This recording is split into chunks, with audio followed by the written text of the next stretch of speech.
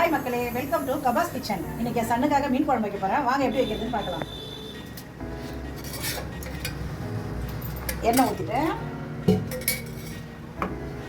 வடகம் தாளிக்கணும்.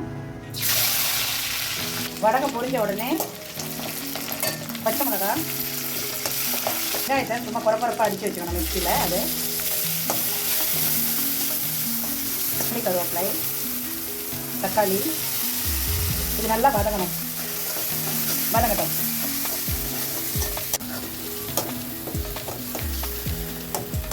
மிளகாய்த்தூள், தனி மிளகாய்த்தூள், ஃபிஷ் மசாலா எல்லாம் போட்டு கொஞ்சம் கலக்கணும்.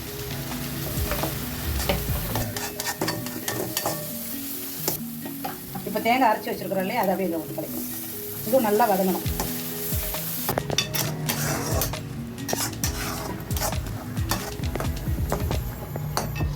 மசாலாலாம் நல்லா வதங்கினோடனே ரொம்ப நேரம் வதங்க தேவை.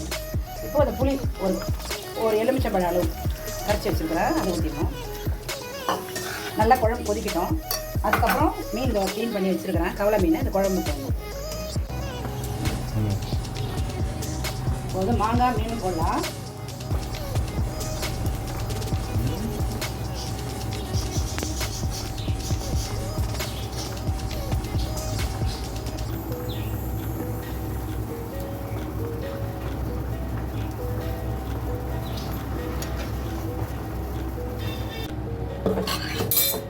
மீன் குழம்பு நல்லா கொதிச்சிடுச்சு, இறக்கிட வேண்டியதான்.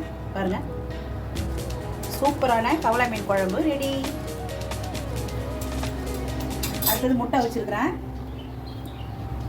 மீன் வந்து இதை பெசிலிட்டி எல்லாம் வறுக்கணும். ரசம் வைக்க போகிறேன்.